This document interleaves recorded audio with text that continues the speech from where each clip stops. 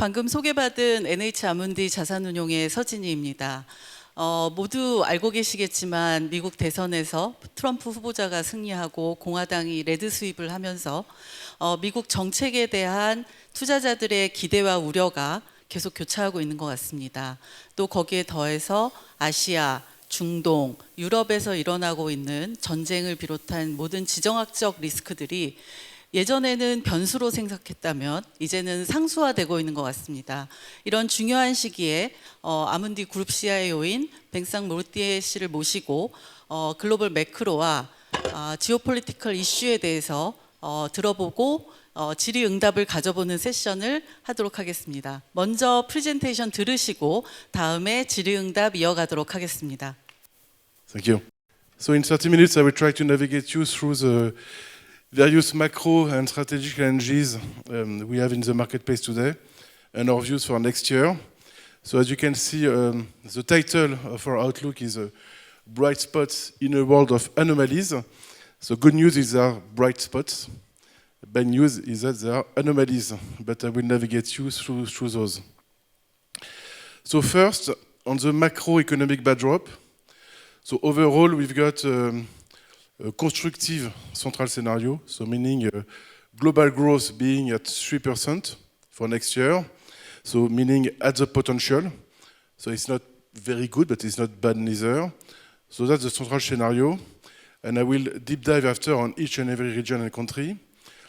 Of course, there are some alternative scenarios which are more to the downside, and I will explain you why. But overall, as you can see, no drama on our side on the GDP growth forecast. That's the central scenario. Still, emerging markets, which are actually less and less emerging and more developed, are leading the charge as usual and are growing much faster than developed markets, which for some of them are becoming more and more emerging. So, in that context, we expect central bankers to continue what they have started, so meaning to cut for most of them, with some nuances. We think the Fed will continue to cut rates, but Fed will be more data dependent, waiting to see the impacts of Trump, and I will come back to it. So that's why we have increased our terminal rate for the Fed at 3.5%. We think that ECB will continue to cut aggressively because of the slow growth in Europe and inflationary pressures which are less and less obvious in Europe. We expect as well Bank of Japan to hike, actually, probably next month, or if not early next year, and the weakness of the Japanese yen will give a perfect excuse for Bank of Japan to hike in a context where inflation in Japan is not showing signs to go under 2%. So what's very important is, of course, what is happening in the US and what will happen in the US. The US being more than ever the leading economy and the US markets being by far the biggest. So our core scenario was a soft landing. So job market normalizing, inflation gradually coming back to the 2% objective. And so overall, and it was what the market priced in was a soft landing, which is, I would say, a kind of ideal scenario. In between, we had a Republican sweep, so Trump winning, but also securing all the levers of power into the US, which is not that common actually, when you look back into history. And so naturally, we need to spend some time on what will happen under Trump. So, from what he said, from the nominations he already did, and all the narratives around, the impact of Trump election on US economy and on global markets is not totally easy to assess. But net, we believe that it will be marginally negative for the US growth. It will bring also back more inflation into the US. And so I will explain you why. So if you look at the agenda of Trump, there are many, many things he shared. Of course, there are tariffs. And you have seen that recently he started to be more precise on this topic. So tariffs will bring inflation into the US. It's a one-off effect. Tariffs for US should be seen as a kind of tax, a tax on the consumer, because for many, many imports, the US does not have the capacity to substitute by domestic production. So they will continue to import. It's just that it will be more expensive, and this cost will be passed to the consumer. So that's why we believe it will be inflationary.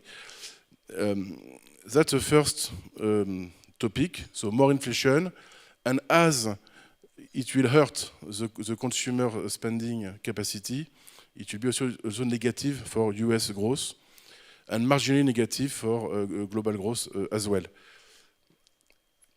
One other agenda he put forward is on immigration. So to deport 5 million of undocumented migrants and to lower the number of legal migrants.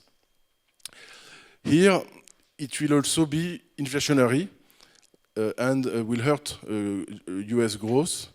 In the past, a big part of the US growth has been fueled by immigration, legal and illegal, and also immigration has been a way to lower inflationary pressures. So here, if he goes at the end of his program, it will clearly bring some inflationary pressures into the system. As well, part of his agenda are some tax cuts. So let's say tax cuts is probably good for GDP growth short term. But also there is this program to remaster the administration with Elon Musk. So we don't know whether it would be 500 billion, $1 trillion of cuts, but this will be negative for growth, for sure. And something as well to monitor. And if you take all the other measures, overall, it will bring some pressures to the US growth. So we believe US growth can easily converge to 1% instead of close to 2%. And inflation into the US can easily as well go back to the 3 to 4% level. That's important because the market is not prepared for it. And it would also be a big puzzle for the Fed, because as you know, the Fed has 2 mandates: to fight against inflation and to support the job market. So then it can be, the Fed can be faced with a big dilemma. Shall they fight against inflation or support the US economy? We believe they will probably choose the second option. So that's why we think they will continue to cut rates, not much as expected, but nevertheless they will continue. One word on Europe. So Europe is very slow growth. We don't expect a huge pickup in European activity. The only potential positive catalyst that we need to monitor, in fact, there are 2. The first one is if you have a ceasefire in Ukraine, that will be positive for Europe. And the second one, as you may know or not know, there are elections in Germany on February 23rd. And we could have a new coalition led by the CDU party that could lead to a relaxation of the orthodoxy around public finances. As you may know, in Germany, there is in the constitution a limitation to the debt that can be issued. So Germany has lots of possibilities to increase its debt level and deficits. It's the only country in Europe that can do so, actually. And so if Germany, because of its difficulties, is able to have an expansionary agenda, it can be a big game changer for Europe at large. So that could be a positive catalyst to monitor. We are not yet there, but the market is not yet pricing this thing. In Asia, and you will see in the allocation, we are still constructing on Asia. What we see as well, which is very important, is Asia is more and more interconnected and as a result, less dependent or less vulnerable to the global cycle. So it's a case for resiliency, and it's true for the full region. So it's a way for, and that's why we think Asia will suffer less than expected from all the headwinds coming from US policies. And of course, geopolitics will continue to be monitored, even though so far, and geopolitics can be negative, of course, can be a shock, but also positive. I mentioned the war in Ukraine; it can be a positive catalyst going forward. And so, what are the main risks we see on our scenario? Is of course linked to Trump, to be clear. And what is not very prized by the market is the comeback of the inflation into the US. After the election of Trump, the break-even of inflation, so meaning the future forecast of inflation by the market in US has risen by only 25 bips, so 0.25%, which is not a lot. So the market is not prepared for higher inflation. So what we could see is so more inflation, less growth in the US, less inflation, much less inflation elsewhere, because there are some tariffs can also be a deflation pressure elsewhere. And we can have a kind of disconnect, which could have some significant effects on risky assets, but also on foreign exchange. So we expect more volatility on this front. So in terms of asset allocation, why we have put that we are in a world of anomalies in our title. So there are some macro and some market anomalies. So on the macro level, needless to say that the level of global debt is reaching some ultra high levels. In particular into the US, the level of debt to GDP is higher than what was the case after the Second World War. So it's quite unusual. And because of the higher rates, today the US is paying $1.1 trillion of interest on its debt, just interest, no capital payment. So that's quite, and it's growing every day. And it has become the first expense for the US economy. But in parallel, it's also an anomaly because of the very strong housing market in US and the equity market, which is at all-time highs. The wealth effect of households has never been so high. So the typical American household is feeling rich on paper. So it is a support for the consumption, but it's also something quite unusual.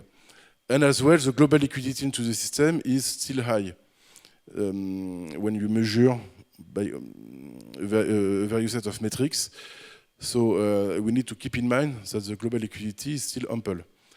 On the market, so of course the market is very concentrated on a few situations. It's not new, but it is still going on. On the US, in terms of valuations, we are back yesterday. Actually, I think it was the two percentile level of price-earning ratio in the US, even if you take out the Magnificent Seven.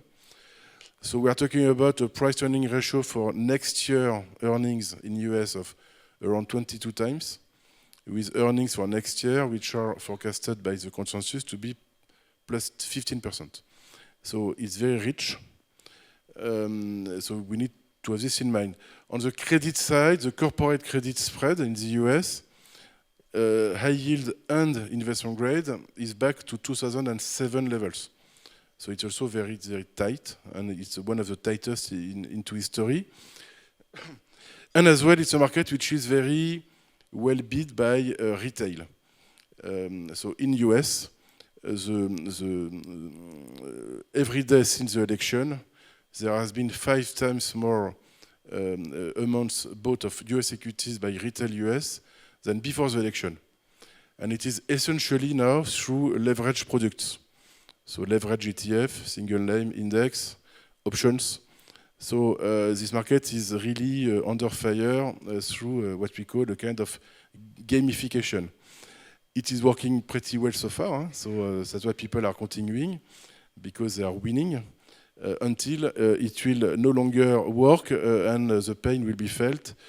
And remember that sometimes when you are levered, you need to pay margin calls when the market is going the other way around. So something to monitor, because we reached as well on this kind of metrics extreme levels. And one last anomaly, which is very important for me, is on the volatility. So the equity volatility has been very low for quite a long period of time, while at the same time the bond volatility has been very high for 3 years, and it continues to be very high. So such a disconnect between the bond and the equity volatility is not common. It can occur sometimes, but for some weeks. But for this to last years is also a sign that the two markets are not factoring the same things, are not pricing the same scenarios. And so something else to monitor, because one day, one market will prove right. And so we can, of course, bet who is the smartest. But what is sure is that we don't have the same investors on the bond market and on the equity market, and therefore they don't behave the same. So in this context, we think more than ever investors should diversify to produce better returns and better returns adjusted for the risks. So I will start with fixed income, and Amaury also will comment on it just after. So as you can see, we are still positive overall on the fixed income space under our central scenario, which is the third one. So and here you are talking about government bonds, credit, and emerging markets. So overall, as you can see, we are neutral or positive because of the carry, and I will come back to it. So we continue to believe that bonds, govies and credit, should be core to portfolios. The thing is, when you look at alternative scenarios, as you can see, the view can change quite a lot. The second column, so the second scenario, which is actually a higher inflation and slower growth, which is the alternative scenario I described, as you can see, is very different in terms of outcome for bonds. And it's more negative, to be clear. So as we are navigating between these two scenarios, and it's also the reason why the bond market is still very volatile on rates, we need to really monitor where we are in terms of scenario in order to choose between one or the other. And I think the market will continue to be volatile because the data will be ambiguous for some time. So overall, constructive, but with some nuances. What is appealing actually is the absolute yield. So as you know, for the last 10 years, we had 7 years of super low yields, or even negative.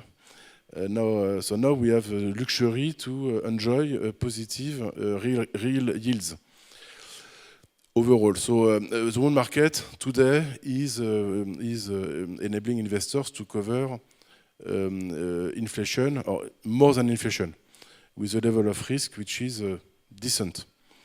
So overall, we we find value in particular on government bonds, in some credit as well. But as you can see, when you buy investment grade credit, in fact, you essentially buy government bonds rates with the add-on of credit risk, but which is very tight. So if you buy investment grade credit, you need to be convinced that the government bonds will perform, because it will be the main driver of performances. And we continue to like emerging market bonds at large, which are also offering some very nice returns compared to the risks. But overall, on high yield and emerging market bonds, we continue to favor selectivity in credit quality and some short-term maturities. We are more dubious on the long-term cost of risk compared to the market price. And as well, given the volatility that we have on the marketplace, we believe that active management of the duration is something needed. There are risks and opportunities. So the idea here is not to buy bonds and to sit on the bonds forever, is to be able to play around the duration and to take profit sometimes and to be re-exposed in other circumstances. And lastly, we also believe that strategically the curve will steepen, because given the level of debt in the system, given the issuances which are coming, in particular from the US state, there will be a premium that will need to be paid. And today, as you may know, the curve is flattish, so meaning you have the same rate for 2 and 10 years.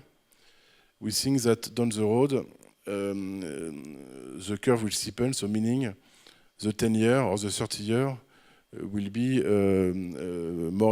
higher than the 2-year or the deposit rate. Today, if I'm right, the spread between the 10 and the 30-year is 20 bips, something like this. And so as you can see, the curve is very, very flat. It's not totally, it's not something that will last in our mind. So, strategically, it's better to be exposed to a steepening of the US curve. One more on equities. So on equities overall, we are neutral because of the valuation levels. So the idea is not to say that we don't like equities, it's just everything has a price. So neutral meaning we need to be nuanced and to choose well the markets and the sectors on which we want to be invested. So on US equities, we favor now the broader market. So meaning we are overweight the equally weighted indexes and underweight the capi weighted. So meaning so we prefer to have the broad-based index, and in order not to be exposed to the concentration. We also like the small and mid cap in US.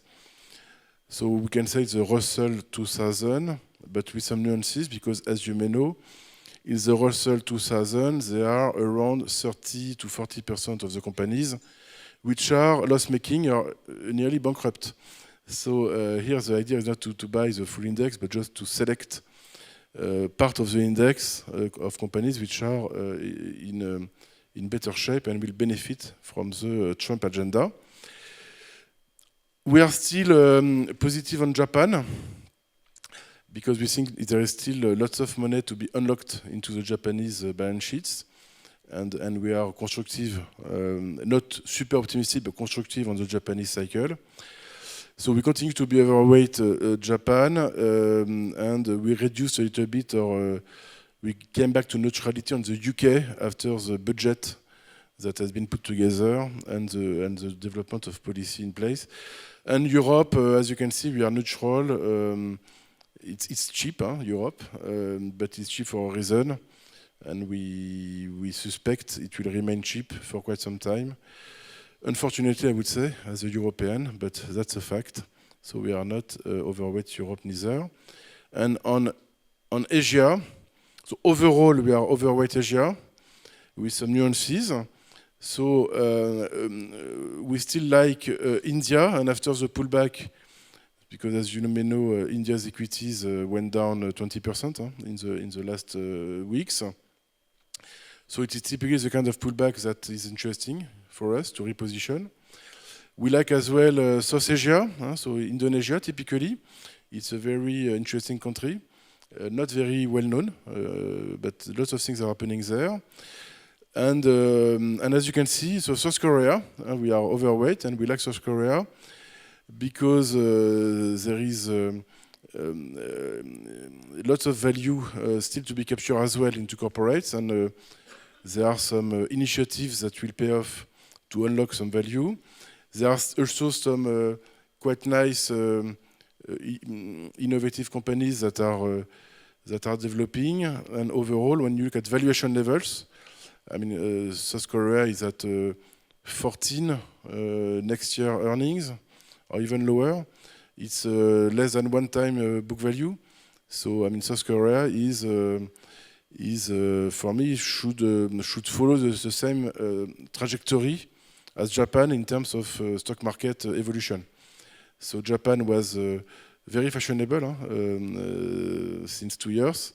I think South Korea will be the next one to be discovered or rediscovered by some global investors. So that's why we are positive for this reason. China is of course very discussed. So we have many clients who are not open to hear about China. They don't want to hear about China. At the same time, we cannot ignore that China is very cheap. And there are many companies in China that are doing very well and better. So in China, we like the broad domestic index. So it's the CSI 500, where because we don't really like the mega cap in China. So the A50, to be clear, which are for some of those which are becoming a kind of too political. So when you have a broad exposure, you are less exposed to politics. Just one word on, I mentioned, so it's not on the map, so Japan, we are still positive, as I said, but more on the topics, to be clear, so on the domestic names, because we expect, we have a target for the Japanese yen compared to the US dollar at 140 or even below. And so in that context, we think mid-sized companies and not the big exporters in Japan will benefit from it. And so if you buy topics and not Nikkei unhedged, so you keep the Japanese yen, you can benefit from the both legs. So it can be one of the nice trades for next year. So that's in a nutshell our views. So it's very difficult always to capture in one single table all the nuances, and of course it can be seen as a quite neutral allocation overall. But again, here what is important are the details to navigate. So that's what I wanted to share with you today, and happy to take any question. Thank you. 네, 장시간 2025년 매크로 전망과 그다음에 주요 자산군에 대해서 전망, 아문디의 전망을 우리 뱅상 몰트의 CIO께서 설명해 주셨습니다. 시간 제약이 있어서 플로어에서 직접 질문을 받기보다는 몇 가지 저희가 사전에 보내주신 질문들을 짧게 간단히 빨리빨리 해보겠습니다. 첫 번째는 지정학적 이슈에 대해서 먼저 간단한 질문 드리겠습니다. 트럼프 정부가 선거 기간 동안에 전쟁을 빠르게 종식시킬 수 있다. 특히 러시아, 우크라이나, 그다음에 이스라엘 하마스 전쟁을 빠르게 종식시키겠다고 했습니다. 동의하실까요? It's always we need to be humble. It's a complex topic. What is for sure he will try. He might succeed actually because it is clearly in the interest of the US What is also clear is that Russians are convinced now they can win the war. And more than before. US has a clear interest to freeze the country, the conflict. So meaning all the territories which has been won by Russia. At the end of the day, I think the US is ready to compromise because the US has invested a lot in Ukraine for the reconstruction and also in some lands. So given this and given the dependency of Ukraine on global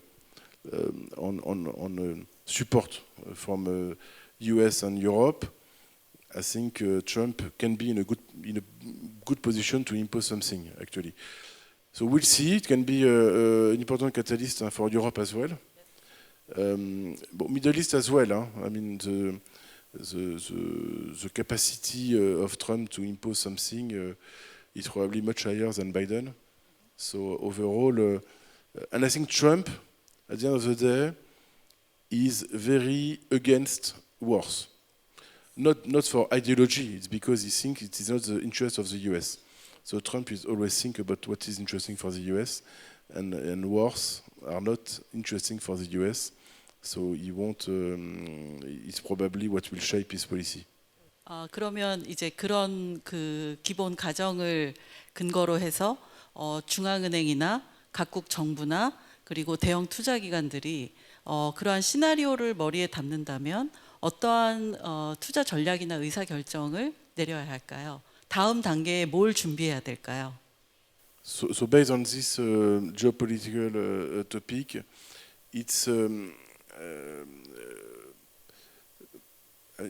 Europe can be an interesting tactical play because I believe that when there will be good news, I mean it's like you remember in China in September, the market went up 20% in a few weeks because there was so much negativity, so much short selling in the marketplace that it was technical. In Europe, it's a little bit the same. I mean, Europe is becoming China in terms of investor sentiment. So lots of underweight, lots of short selling. So when we will have good news coming out of Europe, when and if, so Ukraine, Germany. So it's more for me, it's more for Q1, Q2 next year. And then you can have a big market up. You need to remember that the spread of performance between US and Europe this year has never been so high. So we are something like 30-35%, depending on the market, of underperformance of Europe, which is quite extreme. And so that's a way to play it for next year, because current levels are interesting. 네, 감사합니다. 그 마지막 질문 짧게 드리겠습니다. 최근에 국내 기관 투자자들이나 개인 투자자들 모두 그 퍼블릭 마켓과 프라이빗 마켓에 대한 경계가 굉장히 모호해지고 있습니다. 그 자산 배분의 관점에 있어서 아문디에서도 2025년 아웃룩에 프라이빗 댓이나 인프라나 헤지펀드에 대한 내용들을 언급했는데요. 그런 관점에서 보실 때 우리 CIO님께서 자산 배분 관점에서 리얼 아셋, 얼터너티브 인베스트먼트가 어떤 역할을 하고 그 다음에 어느 정도의 중요성을 갖는지에 대해서 설명해 주시면 고언을 주시면 좋을 것 같습니다.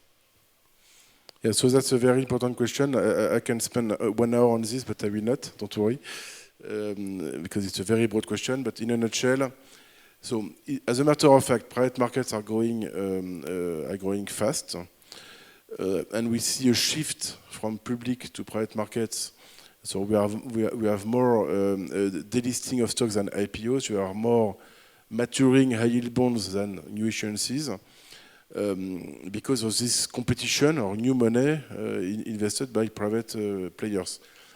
It will continue, so you cannot ignore it. And there are some merits to private sectors, but as usual, when you've got many money flooding into a sector, and for example, on private debt, we are talking about $1.2 trillion of outstanding money, of which 500 still to be invested. while the high yield segment is $900 billion. So the private debt has become bigger than the full high yield market. And so in that context, you will have excesses, you will have some wrong deals. And so more than ever, you need to select well the person or the manager who will invest the money. Because, you know, to be a banker and to lend money, it's a real job.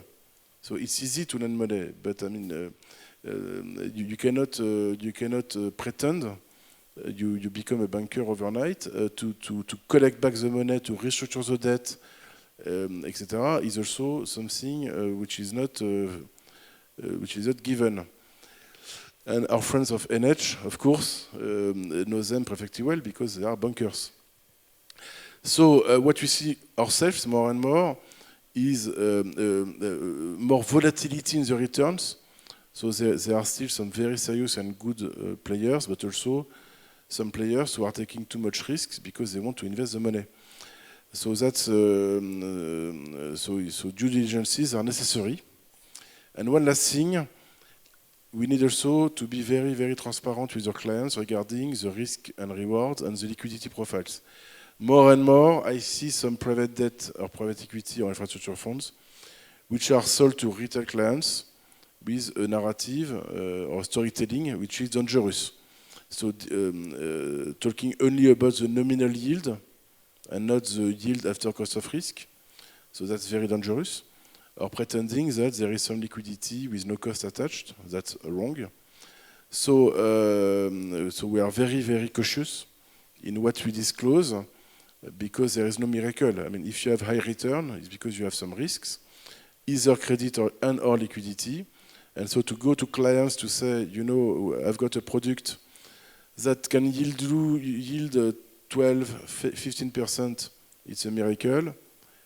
It's not possible. So there will be tears and pain around for this kind of hard selling. And again, my point is not to say that it's a bad segment. It's just that there is some cautious, to be made to have, because otherwise there will be again lots of pain. It's like, you remember maybe or not, for the people who are not that young, the subprime or CDO's story in the year 2005, 6, 7. It was sold the same. It was the same kind of selling, and you know what happened. 감사합니다. 저희 세션 1의 테마가 Bright Spot in a World of Anomaly입니다. 좀 더 그냥 직역을 한다고 하면 비정상적 세계에서 밝은 측면을 찾는다는 거였는데, 이번 세션이 여러분께 2025년 투자 전략과 인사이트를 찾는 기회가 되셨기를 바라고, 저희 오랫동안 저에게 그 인사이트를 공유해 주신 뱅상 몰티의 CIO님께 다시 한번 박수 부탁드리면서 세션 마치겠습니다. 감사합니다.